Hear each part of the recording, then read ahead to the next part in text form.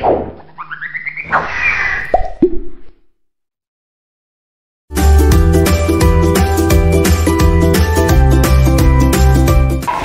everyone, welcome to Scholarly. Friends, today our subject is English and we are going to learn a very interesting story from our textbook. The title of the story is The Boar and the Fox. Do watch this video till end, and if you haven't subscribed our channel Scholarly Enhanced Learning, then subscribe it now. So let's see what is the story. The Wild Boar and the Fox. One day, a wild boar was sharpening his tusk against the bark of a tree. He was doing it very carefully. One day, एके दिवशी, a wild boar या शब्दाचा अर्थ होतो रानडुक्कर, जंगलात राहणारो, was sharpening his tusk. Sharpening means धार लावणे. His tusk म्हणजे त्याचे जे सुळे दात होते, आपल्याला चित्रामध्ये दिसतात. These are tusk. This is the wild boar. So these are his tusk. त्या सुळ्या दातांना तो काय करत होता? धार लावत होता. कुठे धार लावत होता? Against the bark of a tree. Bark of a tree. Bark म्हणजे झाडाचं खोड. झाडाच्या खोडाला घासून तो काय करत होता? त्याच्या सुळ्या दातांना धार लावत होता. How was he sharpening his tusk, और how was he doing it? कसं करत होता तो हे काम? तर he was doing it very carefully. Carefully म्हणजे काळजीपूर्वक तो हे काम करत होता. There lived a fox in the same forest. There lived a fox in the same forest. Forest, जंगल. त्याच जंगलामध्ये आणखी कोण राहत होता? There lived a fox. एक कोल्हा राहत होता.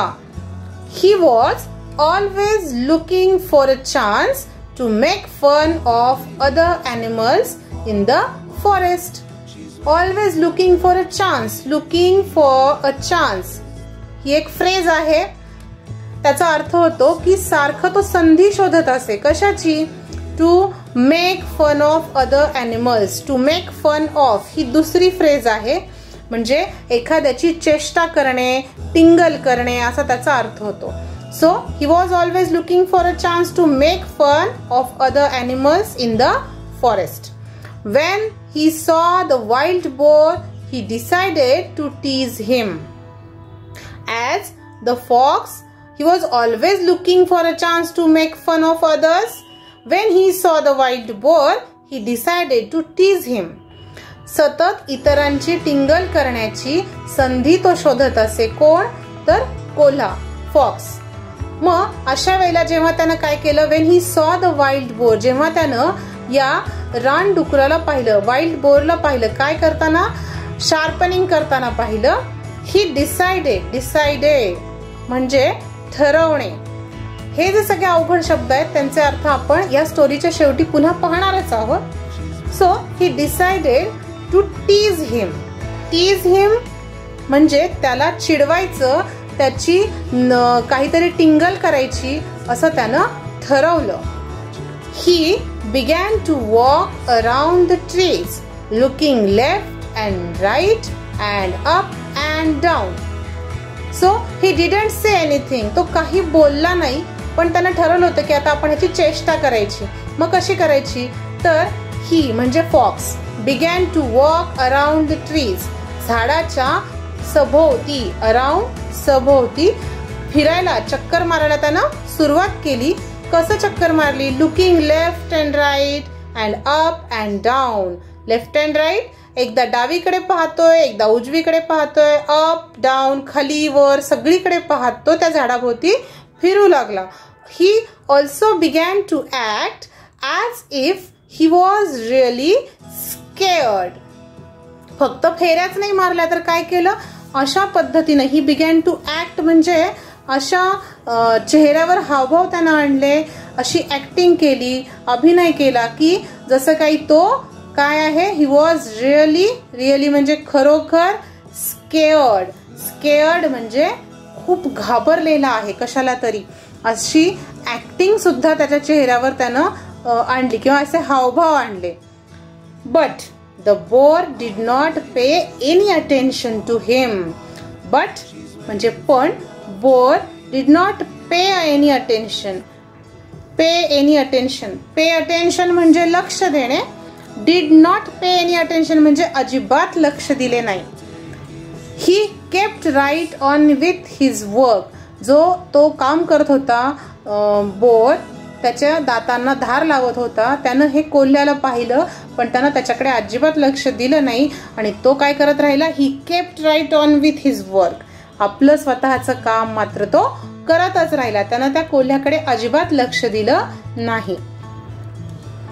At last the fox said with a grin, "Why are you doing that? I tried very hard but I did not see any hidden enemy or danger." So at last म्हणजे त्या डांडुकराचं किंवा त्या बोरचं लक्ष वेधण्याचा कितीही प्रयत्न केला तरी त्यानं लक्ष दिलं नाही. तेव्हा ॲट लास्ट म्हणजे शेवटी the fox said with a grin means smile. अगदी त्यानं काय केलं, हसला तो आणि काय, why are you doing that, तू हे सगळं का करतोयस. I tried very hard but I did not see any hidden enemy or danger. मी किती वेळचा प्रयत्न करतोय, ट्राईड व्हेरी हार्ड म्हणजे मी खूप प्रयत्न करतोय, but I did not see any hidden म्हणजे लपलेला, एनिमी शत्रू आणि डेंजर म्हणजे धोका. मी किती वेळचा प्रयत्न करतोय पण मला इथे कुठेही कुणी शत्रू दिसत नाहीये लपलेला किंवा कसलाही धोका सुद्धा दिसत नाहीये. मग तू हे सगळं कशाला करतोयस, कशाला धार लावतोयस तुझ्या दातांना. True replied the boar, just now there may not be any danger, but when it really comes there won't be any time to sharpen my tusk. My weapons have to be ready for use then. If I'm not ready, I will have to suffer. So the boar replied to the fox, true म्हणजे खरं आहे तुझं, इथे कुठेही शत्रू नाहीये किंवा धोका नाही. जस्ट नाव म्हणजे आत्ता. There may not be any danger, इथे कुठेही डेंजरचा अर्थ मगाशी सांगितला धोका नसेल. मे नॉट बी म्हणजे नसेल. But when it really comes, पण खरोखर जेव्हा संकट येईल, there won't be any time to sharpen my tusk. खरंच जेव्हा अशी वेळ येईल, संकट येईल, तेव्हा माझ्याकडे दातांना धार लावायला वेळ नसेल. माय वेपन्स म्हणजे हत्यारे. My weapons have to be ready for use then. त्यावेळेला माझी ही हत्यारे, आता त्याची हत्यारे कोणती आहेत, his tusk are his weapons. So they have to be ready for use then. If I am not ready, जर मी त्यावेळी तयार नसेल, रेडी म्हणजे तयार सज्ज नसेल तर काय होईल, I will have to suffer म्हणजे मला खूप त्रास सोसावा लागेल किंवा त्याचे परिणाम भोगावे लागतील. दिस story tells us that it is best to be prepared. Don't leave things to be done at the last minute. This is the moral of the story. What does this story tell us? It tells us that it is best to be prepared म्हणजे सतत तयारी असणे किंवा पूर्व तयारी केलेली असणे. Prepared म्हणजे तयार असणे, कुठल्याही गोष्टीसाठी आपण तयार असणे. So it tells us that it is best to be prepared. आपण प्रिपेअर्ड असणं, तयार असणं कधीही चांगलं, बेस्ट. डोंट लीव्ह थिंग्स, सोडून देणे. Don't leave things to be done at the last minute म्हणजे अगदी शेवटच्या क्षणापर्यंत कुठलंही काम करायचं ठेवू नका. बऱ्याचदा काही लोकांना ही सवय असते की कुठलंही काम अगदी शेवटी करतात. परीक्षा आली, आदल्या दिवशी अभ्यासाला बसतात किंवा काही पण कुठलंही काम असेल तर ते काय करतात, अगदी ऐन वेळेस करायला सुरुवात करतात, त्याचा उपयोग होत नाही. So this is the moral of the story. Difficult words from the story. One day, एके दिवशी, वाईल्ड बोर, रानडुक्कर, वॉज शार्पनिंग, धार लावत होता, टस्क्स, सुळे दात, बार्क, झाडाचे खोड, केअरफुली, काळजीपूर्वक, forest, jungle, looking for a chance, this is a phrase, संधी शोधणे असा त्याचा अर्थ आहे. टू मेक फन ऑफ ही दुसरी फ्रेज, चेष्टा करणे. डिसाइडेड, ठरवले. टीज, चिडवणे. अराउंड, सभोवती. टू ॲक्ट, अभिनय करणे. रिअली स्केअर्ड, खरोखर घाबरलेला. पे अटेन्शन, लक्ष देणे. ॲट लास्ट, शेवटी. ग्रीन, हास्य किंवा हसू. हिडन, लपलेला. एनिमी, शत्रू. डेंजर, धोका किंवा संकट. ट्रू, खरे. जस्ट नाव, आत्ता, लगेच.